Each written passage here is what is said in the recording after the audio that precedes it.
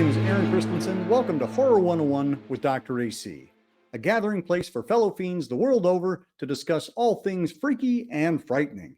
If you'd like to be part of the conversation, and I hope you do, I welcome you to like this video, subscribe to the channel, maybe go back and check out some of our previous episodes, leave a comment, and most importantly, let us know the fright flicks you'd like to see us discuss in the future.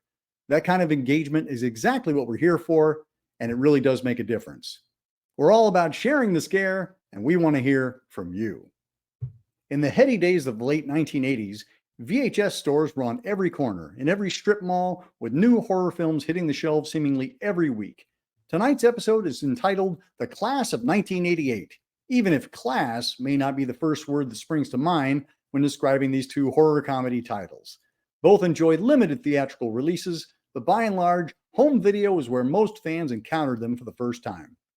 Dead Heat, starring Treat Williams and Joe Piscopo, tells the story of a cop who goes down in the line of duty and then comes back up thanks to a miracle machine invented by horror veteran Vincent Price.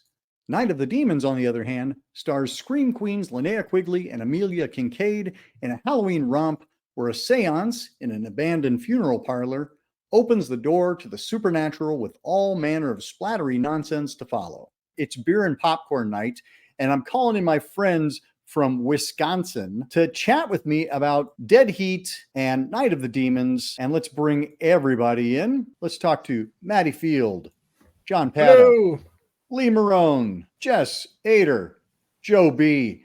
And just to kind of give context, this is a little alumni gathering of a little independent film we all made called Dead Weight back in 2011, and it premiered in 2012. And I haven't seen some of y'all in person since then. So this is actually very exciting, and God bless the internet. We're here to talk about Night of the Demons and Dead Heat. Let's talk first Night of the Demons. Where was the first time you saw it, and what were your impressions? I'm 99% sure that that I rented it from a little video place, an independent place called Video USA. I went in, and I was always looking for stuff. Well, like every week, multiple nights, I'd stop there on the way home from school. I was in college at the time, and I saw it on the video shelf, and the tagline on the poster that was on the DVD that Angela's having a party, that I read that one time, and I'm like, well, that's going home with me tonight. I've been completely in love with Linnea Quigley since way before that. So I had read a blurb about this in probably Fangoria at some point, and I knew I had to see this, and I honestly don't remember if it came to the theater. In those days, I wasn't going to the theater a lot when I was in college, but I rented movies all the time, and I took it home and popped it in the VCR immediately upon getting home. I distinctly remember that because I remember watching it and it was still daylight, which was a mistake, but I loved it. I mean, it's cheesy and it's really not great.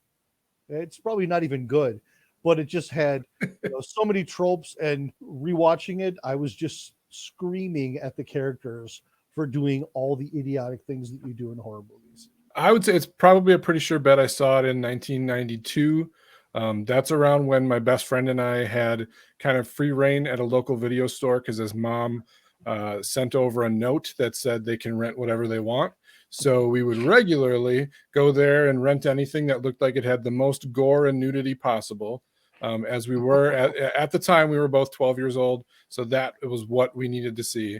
And this was one that I know that I've seen a bunch of times. I think my wife and I probably watch this every year around Halloween and stuff. It's kind of a classic. There's a lot of history with this one that I've seen many, many times. I also remember pretty specifically when I saw this. My brother, who's about 5 years older than me, was left alone with me. He was a freshman in high school at the time. I was probably in like fourth grade or something. We called our grandma to give us a ride to the video store, and they rented it to a freshman in high school. And we got in the car, and my grandma said, "What did you rent?" And we said, "Ace Ventura: Pet Detective. She dropped this off and we watched it and I was terrified and I wanted my brother to walk with me to the bathroom, but he wouldn't, of course. Which is hilarious watching it now because it's like, I don't know how this was remotely scary, especially the demon voices, but it was really fun rewatching. I've seen it a little bit throughout the years, but it was really fun to watch it in this context. And it's been well over a decade at this point, but yeah, I was really excited to watch this one. So the cover art is recognizable to me because, like most people, I had like a local video store called Dean's Video I would walk to, and I just remember a lot of these 80s covers of horror films. And I can't wait to hear about this movie. I, due to a misunderstanding, I watched the 2009 version, not knowing. I don't know, man. I just made a mistake. So I got some notes about the 2009 version that maybe we can contrast some things if you can describe them as clearly as possible to me. I have a feeling the 2009 one is superior, but I guess that remains to be seen. So I have not actually seen this movie, but do have thoughts about the Edward Furlong vehicle, Night of the Demons. My story is pretty similar to Maddie's, where local video store. As long as it's not similar to Joe's, you know. It's not similar to Joe's. It's not similar to Joe's, sadly. But I had a note on my account that it was okay for me to rent R-rated movies. And so they all knew me as John R-O-K because that's what it said on the account. And I would honestly just go through. They had it wasn't just a section of horror movies. It was a room of horror movies called the House of Horrors. And I would just work my way down the shelves. So I think Night of the Demons I probably saw in middle school. There's a chance it was early high school, but I bet it was definitely middle school. And it was one that I revisited many times throughout the years. And I think I've even hosted one screening of it, possibly two screenings when I did a lot of screenings locally. But it's a fun movie. I think I hit the point where I've watched it maybe a little too much, but I do look forward to talking about it.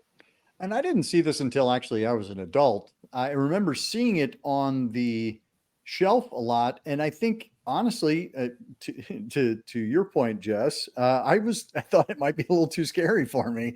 You know, I was a big Exorcist fan. I'm like, I don't know if I can handle a whole night of demons. Well, before that, we had always seen it in video stores as well. It was like just a very memorable cover for sure. Yeah, it's great. It's great cover art. And when I finally did catch up with it, I think it was probably in the early 2000s when I was kind of rolling through all the blockbusters, because they used to have a thing where you could, you know, get a pass and you could rent as many movies as you want, you know, in a month. You know, like you could have 3 out at a time. So I was just burning through, like, you know, I'd go back like twice a day and just watch everything I could. So that's probably when I saw it the first time. And then Shout Factory came out with a Blu-ray release. And that was when I watched it. And I was like, okay, I think I was able to appreciate it a little bit, because I think the first time I watched it, I was like, wow, all these characters are just horrible. And like nothing happens for the first like 45 minutes, except for them just being dicks to each other. Yeah. But then stuff starts happening. It's like, okay, this movie's amazing. So I really enjoyed it. Forget who picked it for tonight's show, but good job, whoever that was. I think it was Lee and I both kind of brought it up. Jess, can I just say, Joe? It was not me. No, but I have notes. Jess, I just find your story really relatable of watching those horror movies and being like, I can't walk to the bathroom by myself, or I can't like leave my friend's house by myself. I was that kid too. But I loved horror. It was weird. I went through a period. So my sister is, to give some context, is 13 years older than me. So when I was going into first grade, she was like graduating high school and moving out. So I think I just sort of accidentally saw stuff when I was young, and then my brother was 5 years older. So I just like was fascinated, but there was a brief period of time where I was really scared all of a sudden, but I still wanted to watch it because I was like, no, you always have liked this. And then somehow I came around to it again. Well, the basic premise for Night of the Demons is it is Halloween night. So it's a perfect Halloween movie to trot out. And it's a wonderful kind of cheesy 80s, you know, it's everything that the 80s horror films kind of were, you know, like there was blood and boobs and beasts. The setup is that it's Halloween night and a bunch of people are gathering at an old funeral home to party down. and one of them decides that they're going to do like a little ritual because, of course, there's, a deep mystery surrounding the funeral home. And lo and behold, demons aplenty. And that's kind of the rest of the movie is just like demons chasing other people around. Little bit of an Evil Dead, I think referencing or at least influence. And I think it is important to note that these weren't just people; these were teenagers, like 30-year-old Linnea Quigley, teenagers having a teenager party. That's what I was thinking too. Like every time that she's like, I hope there will be cute boys there. I'm like, you're older than I am. And I saw it when I was an adult when it came out. And Lee, you said that Linnea was part of the appeal. Like, where did you see Linnea for the first time? Where did you become acquainted with her? Because she's kind of the star of the show. Yeah, I honestly don't remember the first thing that I saw her in, but it was probably either Return of the Living Dead or Sorority Babes in the Slimeball Bolorama. I love those two. And those, I probably only watched Return of the Living Dead. I think that came out in 85? Yeah, Right? that's right. And I probably saw it in 85 when it came out. I rarely went to movie, like I said, in the theater, but I probably saw it on video. But and yeah, Night of the Demons is definitely one. I mean, it sounds like everybody on this panel watched it on VHS. I don't know that anybody saw it in the theater. And it was kind of in that great late 80s heyday where everybody had a VCR and it became kind of a regular thing to just go and pick up a couple of movies and hang out for the evening. And that totally felt like this kind of movie. Like it feels like, a beer and popcorn, beer and pizza, hang out with your buddies and watch all the mayhem ensue. I gotta say, I just think the bookmarks of this movie are my favorite things. The old crotchety man when he bumps into he bumps into Judy in the beginning, and then the payoff at the end, which I guess I don't know if spoilers are necessary for that, but I feel like we need to discuss that a little bit at some point. Yeah, because it makes no sense. It makes absolutely no sense that you hide razor blades and apples. Yeah, sure. Okay. That's like, that's the urban legend. But then his wife cuts the apples up to then make an apple pie. I feel like it's one of those pills you put in water and turns into like an animal or something. You eat it with pie and then it turns into a razor blade. But I absolutely love it. I absolutely love it. And the fact that his throat gets just ripped to shit and he dies in the pie, and then his wife has no reaction, which then I don't know if it's that she meant to kill him or she just didn't care or she was thankful that he was dead. It is such a weird ending moment, but it's my favorite thing of the whole film. Yeah, she didn't look sad. Well, speaking of moments, because I feel like this is one of those movie of moments, there's certainly a very memorable moment regarding a lipstick tube and our scream queen, Linnea Quigley. That, of course, was handled by our makeup master, Steve Johnson. This was his first solo effort. He had done some other gigs with other companies, but this is his first time out on his own. And I get the sense that he had something to prove, and I think it's a really fantastic calling card. And as it turns out, I didn't even know this when we put these two together, but he also did the makeup effects for Dead Heat. And he and Linnea Quigley were married together. Yep. I forget they got married after they got together after this. She went to him to get her chest molded, and then they started a relationship after that. So like one does, yeah. I mean, for me, being like a total fan of hers, it's not just the fact that she's bare chested, but just that she's like, you're watching this going, okay, she's losing her mind, turning into a demon, and then she starts drawing and pushes it. Like, I had no idea that was coming. No idea that was even going to be a thing at all. Still don't know. I'm like watching it going, what is going on? And then she just pushes it in. You're like, why did she do that? I don't, and why don't I care? I mean, the first introduction to her when she's being the distraction in the store where they're stealing liquor, and she's just like bent over looking at stuff, and I'm just like watching like this, you know. And they were stealing napkins and, And chips. booze. Paper plates. Yeah. She was throwing booze in there. Yeah. Oh, Yeah. all right. I was caught off guard by the napkins. That's I guess. Yeah. Well, I will say that because I know when I was hosting House of Horrors, I know we showed Night of the Demons, and seeing the lipstick gag with people that had never seen this movie was fantastic because and it's just a good movie for a crowd, period. And Yeah. I do think that watching it by yourself at home kind of suffers a little bit because it's just not as fun. Like you're saying, AC, it's a beer and pizza movie. But yeah, that lipstick gag with people that have never seen this movie, holy shit. Yeah. It's just incredible. you have no idea what the hell is she doing with that. That was awesome. So Joe, you're really in for a surprise. Well, no, Joe, you got notes on the lipstick gag in 2009. I don't know if I have notes on it, but it's in my memory, which I imagine. So it must have been like, we have to do this scene in this remake, because when it happened, I was like, why is she doing that? And I remember my wife walked downstairs in the basement and she's like, what is this part? I'm like, I don't know. This is the movie they picked for us to watch. So That's the moment that your parents would walk in. Exactly. So there is a lipstick scene where she puts it into her chest and it exits elsewhere, and I don't know how close it is to the original, but that happens in 2009 too. Oh, there's no exit.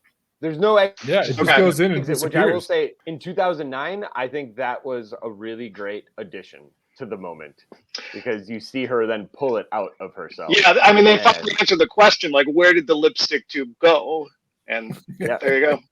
The question we've been asking for 35 years. Right, right. Well, and there's a moment there where you think, but right before that she smashes the mirror, and then she's holding a shard of the mirror, and you like expect there's going to be this gnarly thing where, because she's doing stuff to her face, and like I fully expected, I think, to see her like cut off her face or do something with the shard of mirror, and that like Lee said, you don't expect what happens to happen. There's no reason why you would expect that to happen. Right. And that's why it is like, it's one of those moments from horror movies, especially when I started watching horror movies around that time when I was like 12, where of course, because there's nudity with it too, but that is a moment that's just like fully burned into my brain and will stay there forever. And like it's an unforgettable gig. Like it's so crazy that it's in the movie at all. And nothing else comes of it at all. Right. It is completely inexplicable, and it is just a moment for the sake of itself. You know, it's just shocking for the sake of being shocking. It doesn't further the plot. It doesn't, like, nothing happens with that. It doesn't change anything. Does it even get witnessed? Like this? No, I was just going to ask. I think that's before anyone's around. So Yeah, it's Yeah, even nobody even gets. That's just for her. It's self-pleasure, because Sal had come in and what's it, Hank? Stooge. Well, Stooge was Yeah. Oh yeah, he was in there too. Yeah. Stooge left, and then I think this is before Sal comes in, maybe, or So, The guys in the movie, their Don name. Johnson, the guy with the white. Yeah, the guy with the eye. Is his name Hank? I think it's Hank. Yeah. Yeah, he comes in wasn't it after. Jay? I can't remember. Jay's the one she bangs and then gouges his Okay, eye. that's Okay. which one is Hank? Is there a Hank? I don't even know. check your notes, Joe. No, Hank. Roger, the guy who just runs away every time anything happens. And I'm like, But he's the only smart one in the movie. that's right, and good on them that the black guy lives. Yes. Like he not only doesn't die first, he doesn't die. Like he makes it all the way to the end of the movie, which is like, that's awesome. The old Eddie Murphy comedy routine. He talks about like the black guy, the family moves into the Amityville house. He's like, get out. Too bad we can't stay. And they leave. There you go. And our sexy Asian chick, Jill Terashita, I actually saw her recently. She's in Sleepaway Camp 3. Oh, She has a brief moment there, but I was like, why does I know that name? But she dies horribly in that one as well. So it's like, that was kind of her gig, apparently, was, you know, showing up in 1988 and getting offed after being in the movie for, 20 minutes. her death I was think- very unsatisfying and unremarkable. Yeah. Compared Twist to him in the everything head. else that takes place. Agreed. I think Absolutely. Steve was running out of money at that point. Mhm. It's like, just break your neck, get it over with. Because I do feel it's necessary. there's the slamming of the coffin on the guy's arm. And Which, that which effect is turns him awesome. into a Like, demon. It's unclear. He's like, Sorry, continue. the actual arm in that scene looks rad. Like that, the arm that's on the ground, it's such a good effect. Like that is a really great fake off arm. Like that is, it's so good looking. But yeah, I agree with her death was just included in his, and they were just sort of slammed into the the coffin. No big deal. She should have had a solo moment, but it probably was budget. Talking about the makeup effects on Linnea Quigley. What is Linnea Quigley's character's name? I can't remember. And Angela, when they turn into demons, I think those are really good effects. Angela at the end of this movie looks exactly, or like pretty damn similar to Treat Williams at the end of Dead Heat. It's almost like the exact same makeup job, the way that the hair is receding. And I think Steve might have double dipped a little bit. He learned how to do it one way. Why change it up? You know. I also thought that was the most cinematic stuff in the movie, actually, was the possessions. And I mean, I think the dance scene with Bauhaus is the best part. It's like there's a strobe light going on.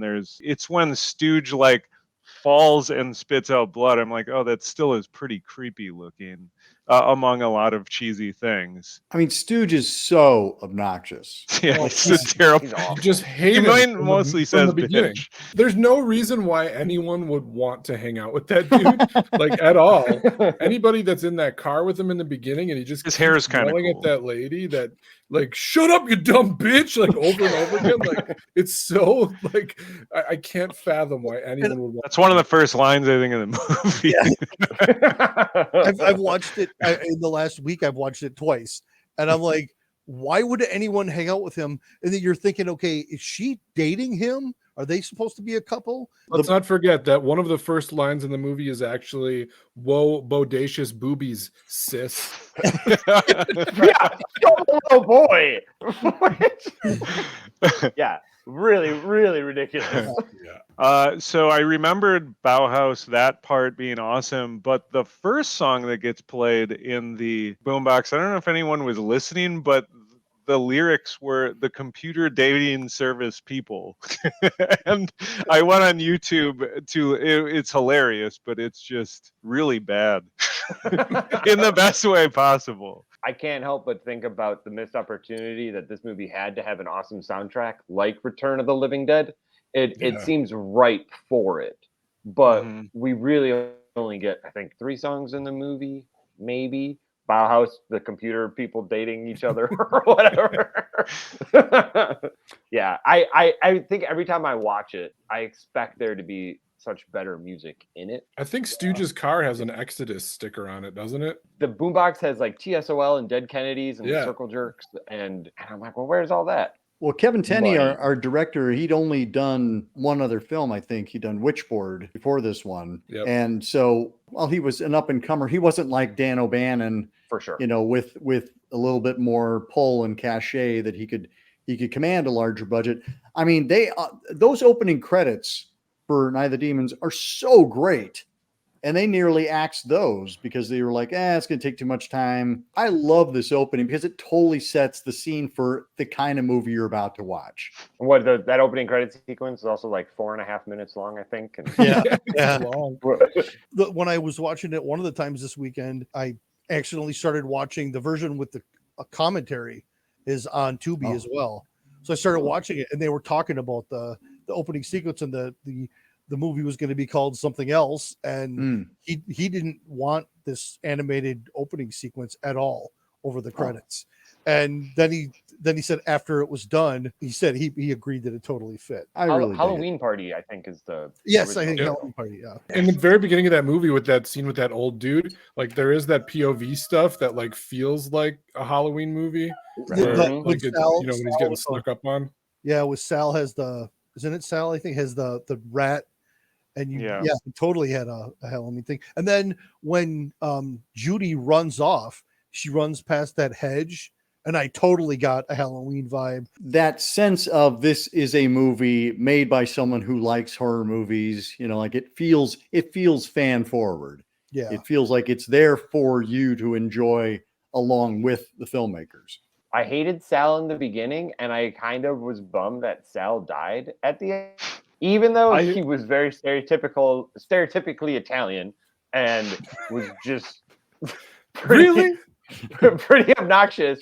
He was the one dude the whole time that was this is bullshit. Let's get out of here. Yeah, exactly. And he was very sensible for being kind of a shithead. Yeah, it was interesting that I had that the last time I watched it, like, I don't know, 15 years ago or something. I remember at the beginning thinking this guy's awful, and then it just seems like by way of low budget editing, and it like he wasn't a method acting, so suddenly he just became an all right guy, like by way of script, I guess. Because really, if you look at the beginning, he's a jerk or whatever and shows up, but then he doesn't even really want to be there. So yeah, to what you're saying, it suddenly he becomes, you almost assume he's going to be the one that like turns it around for his ex-girlfriend or whatever, that they only hung out once. So it's, again, plot really isn't that important on the backstory stuff. Shows up at her house unannounced and basically bullies and threatens her little brother. That's totally the way you get women. Yep. That works. Well, you eat her mom's fudge turd things, whatever those were.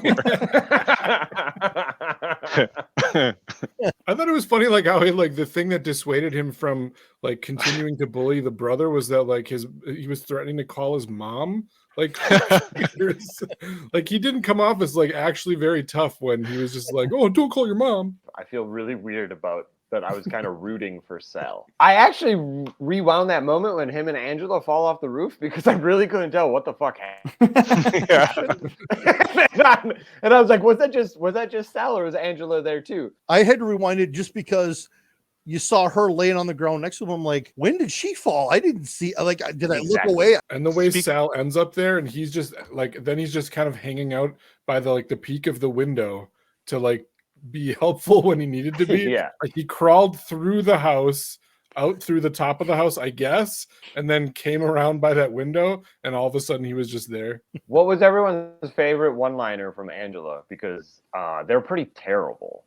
Yeah, I have some thoughts about that, but I don't really remember them other than, but the editing, I mean, I have thoughts about the editing on both movies, specifically Dead Heat, but this one, those moments fell so flat because she'd say the line and it's like, they didn't go to a reaction immediately. There was like just too many frames of waiting and nobody like reacted.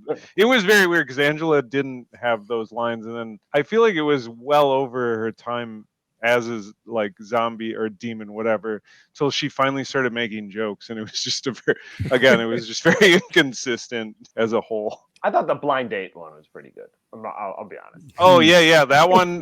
That was all right. Fine. Well, and have any of you seen the sequels? Because she appears in both of them apparently, and having never gotten around to one, obviously I never got around to 2 or 3. I know that I've seen them, and I remember seeing this. The cover of the second one was one that stood out because she's heavily featured. Angela the Demon is featured on that one, and she's holding there's like a toothpick with a tiny little skull on it that makes no sense like at all. But it was such a like interesting visual. But I don't think they get like better necessarily. Well, what's the premise? I mean, I'm just kind of like, because I remember like the cover art just being kind of like Angela's inviting you back again. It's like blue instead of red. It's blue and green instead of red and purple. The one that I always go back to is the first one. That's the one that we always end up watching pretty much every year. I don't remember the last time I watched the sequels. I know that I have seen them, but they left no impression at all. I couldn't tell you anything about them. I know I watched all 3 of them probably 8 to 10 years ago, and I could not tell you anything about the sequels. Jump to 2009. Do they, hypothetically, if someone here didn't see the one we were supposed to watch, do they bother with any kind of explanation about why demons are there, or is it just like demons are here?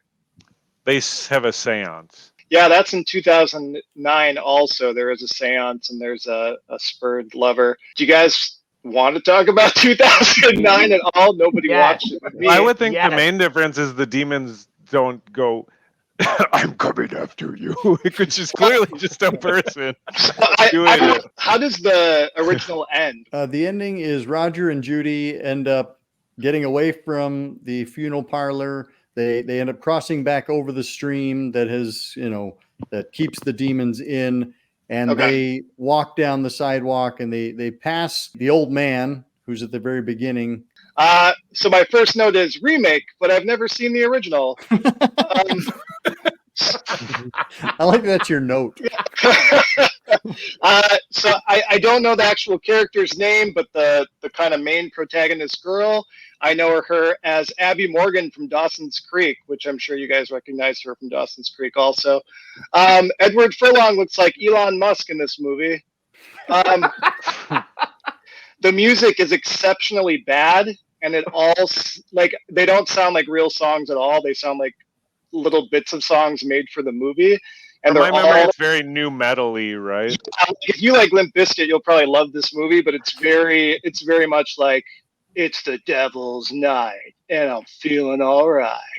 And all like that the whole time. If you try to pry a gold tooth from a skull, you're going to get bit. A face is literally bitten off at one point. The demons are described as imps of the perverse, and I thought of all of you. As they're trying to battle their way, like they have to get till morning. They find a gun. It's kind of the only modern weapon they have. And Abby Morgan from Dawson's Creek is like, wait, rusted iron works against them. They're ancient demons, and rusted iron has ancient elements. And I don't know what any of that means or how she figured that she was right, but I don't know how that makes sense. And then at the very end, there's like a fake out with her death. It's not even really worth talking about since it's not the movie. And there's a much better one we'll probably talk about soon. I don't know. Thoughts on 2009? For people who watched the original one, and was there a consensus on how people felt about it? I remember watching the 2009 remake primarily because Tiffany Shepis has a smaller part in it, and I adore Tiffany Shepis. Monica Kena's in it, isn't Monica she? Keena, right? From Freddy versus Jason. There we go. I was like, I know that like there was some modern horror crossover. And Dioria Baird, she does a lipstick gag, and I think she was in a fair amount of horror movies. Yeah, basically from like 2005 to 2010, like everything that had any kind of recognizable name value was getting remade. So it was just one more remake that I was kind of like, well, okay, I'll check that box and be able to talk about it at the next convention with whomever. The only thing I remember about that is there a part where Ed Furlong falls through multiple floors of to the basement, and it's like, this is so. Oh, man, and Abby Morgan from Dawson's Creek puts a rope through every floor and goes down there. I feel like this was also the first time we'd seen Edward Furlong in a while. You've not weathered well since T2. He's in a tough spot, right? As like an actor, he's a kid. He's in like one of the best sequels ever. Right. And then what do you do after that? He just looks like a slightly younger Elon Musk in that movie. And if you think about it when you're watching it, it's one way to watch that movie. I do believe Edward Furlong and Monica Keena started dating after that movie. Ah. So it's a matchmaking movie, much like the original with Steve Johnson. There you go. And There we Quigley. go. Nice. Bring it together. Nice work, John. Well, and on that yeah. note, we can jump over to Dead Heat because Linnea Quigley actually has a small role in that as well. She's, I think, like a dancer or something. So I'm sure Steve Johnson's like, hey, I know somebody who would be happy to dance. She's danced in several movies. Let us talk about Dead Heat because this was one that I absolutely did not watch when it came out in theaters. I remember it getting a theatrical release, but I remember looking at it and going, that looks horrible. You know, Joe Piscopo, who I really enjoyed on Saturday Night Live, but Joe Piscopo was all like muscled out. It's just like, never mind. And then, see, this is where it all ties together. On my train ride up to Milwaukee, and then Joe picked us up and drove us the rest of the way to Oshkosh. Dan Joe Kiggins Piscopo and I did? Dan Kiggins and I watched Dead Heat on the train ride up to Milwaukee. Oh, really? So there really And that was your first time seeing it? There was we had a little mini DVD player, and we watched it during the 2-hour train trip from Chicago to Milwaukee. So that was my first exposure to Dead Heat, and I loved it. I was like, oh my God, why did nobody tell me about this movie until now? I kind of forgot about it for many years. I remember renting it multiple times. I have a good friend who is a local radio DJ, and back in the 80s, we were in high school and then college. And when I got my license is when we started going to some movies. But then once we got into college, we used to rent stuff constantly. And I remember we rented Dead Heat multiple times. We were both Piscopo fans at the time because SNL, and Treat Williams. I hadn't seen him in a ton of stuff, but I'm a huge fan of Spielberg's biggest flop, 1941. Yep. And he has a really memorable, awesome role in that. I've been a zombie fan since pretty much I can remember. It's a very different kind of a zombie movie, and I was all in for it. It's such a pleasant surprise. And I don't know if I blame the marketing campaign. I don't know what. I don't know if I blame Joe Piscopo. Why didn't people talk about this movie? I think I blame Joe Piscopo. I will be honest that like there is so much stuff in this movie to love. Like I think the special effects makeup is awesome. Yes. The practical effects stuff, like the scene in the Chinese restaurant is like amazing. And that was my favorite. Like the squib work in this movie is great because there's so many gunshots. There's so much awesome special effects makeup that's in this, but I'm probably going to be in the minority of everybody. It's not one that I can go back to a lot. Like I enjoyed the parts that I liked last night, but like it's one that I don't watch very often because I find Joe Piscopo's character so annoying. And my favorite part of the movie is like all of a sudden he's like, here's spoiler alert if we want to do that. But all of a sudden Joe Piscopo's dead, and that's like my favorite section of the movie. And then of course he comes back at the end, but that portion where he is not like doing bits is like is the best part of the movie for me. Maddie, that's funny that you say that because I thought that was like where things kind of fell apart a little bit, and it felt like a different movie at that point. It felt like a lot of different movies. Yeah. Similarly. The mid 80s, that was like a time when like the buddy cop movies were coming out a lot, where it was like, okay, one is the plain clothes, clean cut guy, and the other is the slob. I mean, you could name 20 movies that are like that, and this was right there. This was 88, so it was after the glut of them. And I mean, I remember liking it, and at the time liking Joe Piscopo, but it was just there was a glut of those mismatched buddy cop movies. I mean, Piscopo was big, but he was a big TV guy. Treat Williams was not, I don't want to say unknown, but he was not a superstar. Yeah, neither of them are a huge draw. Yeah. Like Maddie, I will say I got really tired of Joe Piscopo a lot, and I enjoyed so much of everything else. But maybe like halfway through, I had the thought of like, I wish Shane Black would have written this movie because that would be great. And then I looked up, his brother wrote it. This movie's written by Terry Black, which is Shane Black's brother, and I was like, damn, I wish he would just let his brother do this because like I do like, because I kept thinking about the dynamic of Russell Crowe and Ryan Gosling in The Nice Guys, which is obviously totally different from Dead Heat, but I was picturing that type of buddy cop movie, but in this world, and Shane Black doing it, and holy shit, I think that movie would be wonderful. When did Red Heat come out? Oh, that's a good question. Because I feel like this may have been an answer, or at least a pun on Red Heat. Yeah. I kind of want to say like 85. No, I don't think it was 85. It was 88, same year. This was actually my first time seeing the whole movie, or the movie in its entirety. So it was one of those movies that I had known about. I remembered the cover. I remembered seeing clips with. I'm sure I do not support this anymore, of course, but I'm pretty sure it was like a DivX rip or something on someone's computer. So I thought it was really fun to watch it for the first time, fresh. And so I think I probably don't have any like predispositions to any of it.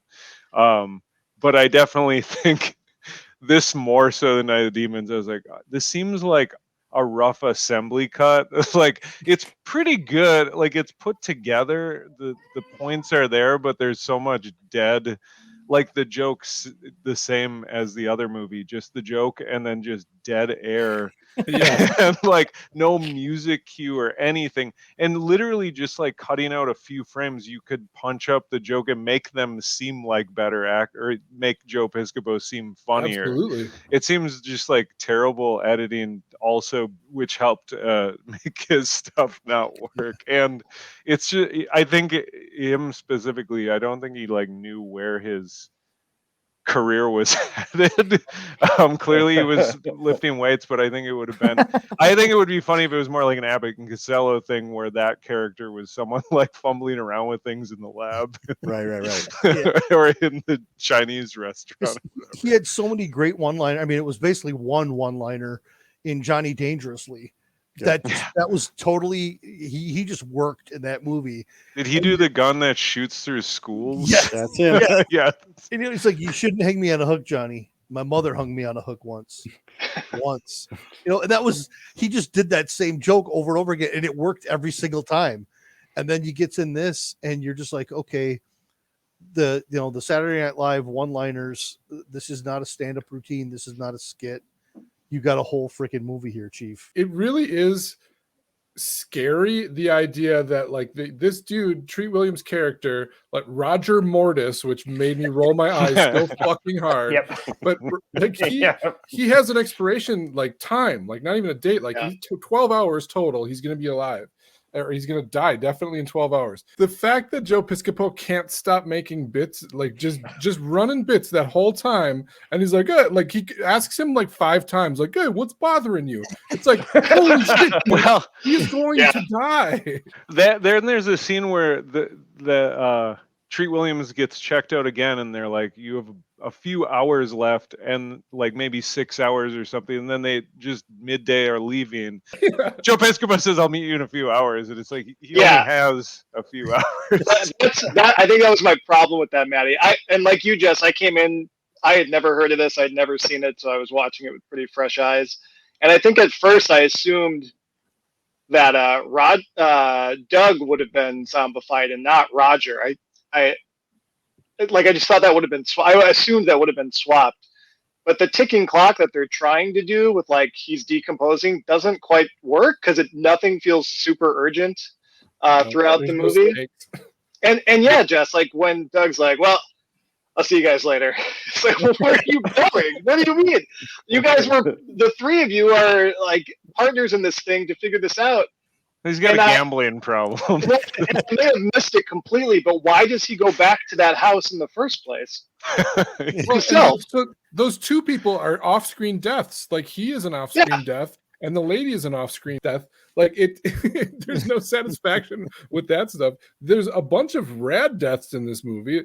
Yeah. Like there are 2 main characters that die off-screen, and that like is so unsatisfying, like plot-wise, because they're just like, oh, all right, I'll check you later, and then the next time you see them, they're dead. I don't have a thesis on this or anything yet, but there's something going on with fish tanks, because the morgue lady has a fish tank with dead fish, and then the not morgue lady has blue fish in her tank. So there's probably something there. And then the third time you see the tank is when Doug is upside down in the tank, which I did not recognize him at all because it's hard to tell who someone is when they're upside down in a fish tank. It was weird that he was like just out of 15 minutes of the movie and then bring him back. I think you can still do that ending where they make him brainless zombie for 2 seconds. That was maybe like 2 weeks of the filming. He was in rehab or something. I don't know.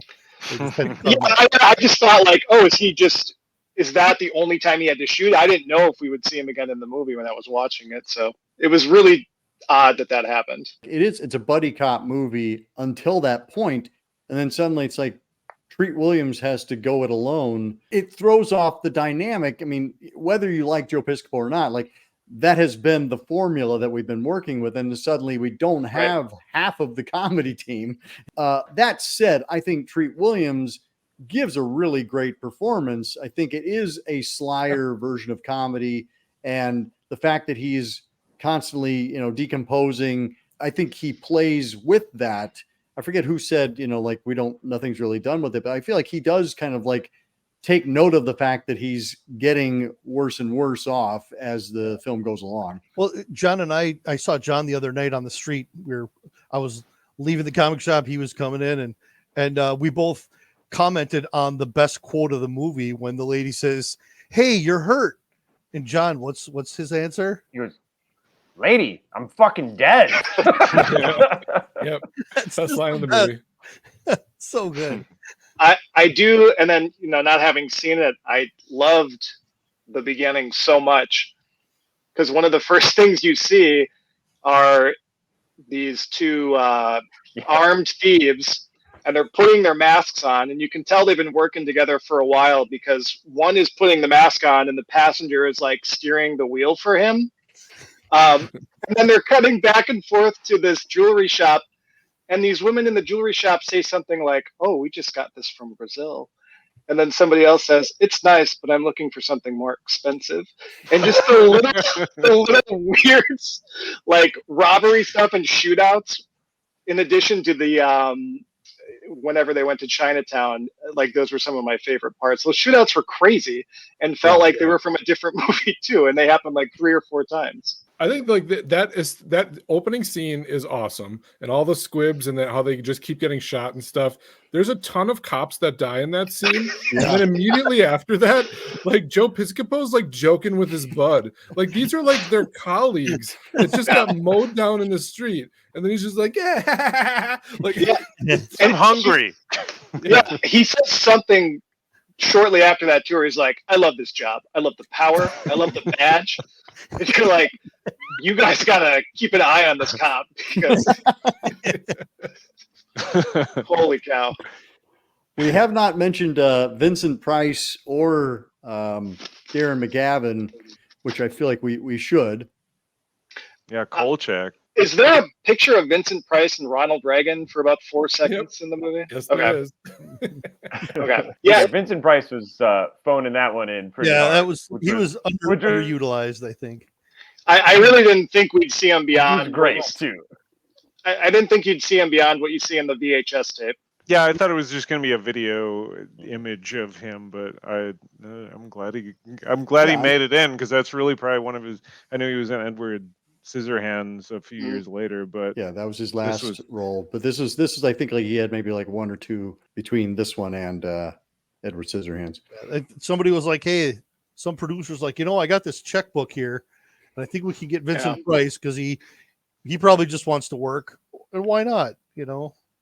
And I kind of want to just tip my hat to Vincent Price and say, good on you. Way to show up. Yes, he's not asked to do anything more than be Vincent Price, an elderly version of Vincent Price at that. But I think he's game. maybe he Did was you guys hoping that freak this out at movie the- was a real rehab for his own life. Yeah. Did you guys brains explode with the reveal of when Roger Mortis was doing his real detective work and he went to where he was supposed to be buried, and there was a lamp and a phone and then for some reason whoever was buried there instead of Vincent Price's character, because that's the explanation they give, that person then put a coded message on the inside of the lamp written in blood that you have to decipher based on the letters on a phone, Which was discovered very quickly. Yeah. I do have questions about that. I wonder the same thing, Maddie. Like when my kids were younger, I would give them little coded messages so they'd stay in bed sometimes. So I just thought like, whoa, man, supreme detective here. Can someone, after I just insulted the detective, maybe this makes me sound stupid, but is there like a weird mislead where you first see Vincent Price on the VHS tapes and the woman that works is the company Dante? Does she say that's her father? Yep. Yeah. But then it's revealed that it's not her father? No, he just like met her somewhere and then decided then to give her the resurrection treatment too. Yeah, I felt like she was going to allude to them having a relationship, but then it just turns out he was being a nice guy. She's dying. I don't remember. That's like a weird mislead that I don't think has to be in there. With no payoff at all. Yeah. Yep, that's what that is. That was a writer saying, I lied. No one's going Sorry. to pick up on this. Just let it slide. No one's going to pick up on this. I did pick up on it. I did really like her. I'm trying to remember that character's name, the blonde woman who worked for Dante that ran around with them, the PR lady. Her, when she starts to decompose, that was one of my other Holy favorite shit. moments too. Like So when that was great. very good. when the face first starts to sag, I Yeah, thought she was went- pretty she cool. went- yeah, she went quickly, and that was a good effect. And it even looked like it could have, like, if it would have been done a few years later, it would have been like a digital effect where like where her like face is sagging at first. Yeah. But that's all like cool practical effects. That's the kind of stuff that I love, and that's why I keep going back to 80s movies. My wife and I like every night watch like 80s horror movies because that's the kind of stuff that It's we kind of like the love. Blob, the 80s yeah. Blob, just real Yeah. melty, weird Yeah. goop. Yeah, for sure. Well, and that's what Fangoria was like, seeing it, just even walking past it in a store, you were like, oh man, that Yeah. I want to see more of that stuff with like Jello or whatever they're using. I did I- laugh out loud though with her face on her head on the ground, and then she like apologizes or Yeah. whatever, and it's like so poorly comped for like that's the one non-practical effect. You know, Yeah. it's just a comp effect that looks like so funny that it makes me laugh out loud. Everything before that is like immaculately just amazing. Oh, like the video cool insert effects. on her face. Yes. Yeah, I noticed that. The other thing, AC, I was going to mention is I was listening to your last episode, the Sisters one, and you had mentioned that, you know, with horror movies, it's not so much about the entirety. Sometimes it's about the moments. What I remember about, especially these movies that I have I have nostalgia for Dead Heat too, just because it's something I remember being on the like grocery store video rack or whatever, and this type of movie. And both movies have so many moments that I do remember. And really, when I even think about the movies that I truly love, that I think are excellent, like Nightmare on Elm Street 1 or 3, there's so many dumb moments that don't make sense within those two, and pacing that doesn't make sense. So these are just like, we have way less money and time and talent, people who probably don't even have experience. Like, I was noticing that during Night of the Demons, the character, the male character who survives at the end, I was like, he's Roger. totally and I was like, he's totally a theater. He was very theatrical and seemed like this is like probably a theater student just wanting to do a project. So he was almost like taking it pretty seriously for how dumb the movie was. And so, yeah, you, with both movies, you just had varied degrees of, in some ways, I see Joe Piscopo as someone who might be I don't know when I say completely jaded, but like, he's like, yeah, I'll do some stuff and be the brute force that is hungry. Because he did mention a few times that he was like, I'm really hungry right now. Well, and I kind of do wonder about Joe Piscopo. Like, certainly he was a name, you know, and I wonder, you know, if he may have had some, for better for worse, he may have had some influence on the script and the lines he had to say. You know, he may have been, you know, able to kind of be able to say, I don't like that line. I'm going to do this line. I think this line's funnier. And I think you're dead on, Jess. Like, a little editing would have helped. Like, it just, you need to end on the quote laugh line, and instead of just kind of like letting it hang out there, especially when all you're going to get is a no reaction or a very deadpan reaction from Treat Williams. Every Yeah. time. Yeah, everything he says, he sounds like he's on a stage. Yeah, he's like he's telling the joke. Yep. I'm betting that he did. Hey, let's do a couple more takes, and I'll do something funnier. And then Yeah. the editor was like, you know, I really love Joe Piscopo. I'm going to put his takes in. And that was those were the only two people that enjoyed his takes. I do have one brief. Oshkosh hosts a jazz fest every summer, and my mom wanted to go. Like, I was back from my mom's birthday like a couple Augusts ago, and she wanted to go to this jazz fest. And all of a sudden, there was a guy on stage. I'm like, he looks very familiar. It was Joe Piscopo, and he was hosting it, and he was doing his Frank Sinatra impression from like SNL. And I was like, this guy's just he this is the level of performer. He probably tours like Vegas clubs and stuff like that, and it's probably lower tier. But I was like, he's still like has to perform even if it's this. So I'm like, I don't know if he's above at this point at least doing even like but the point was, it was nice to see him like in present time doing something. I'm like, he's still doing something. I might not want that, but he's still a performer at the end of the day. R.I.P. Treat Williams, because now we won't yeah. have Dead Heat 2. Yeah. That was really recent too. Wasn't that June? Yeah. Yeah. Yeah.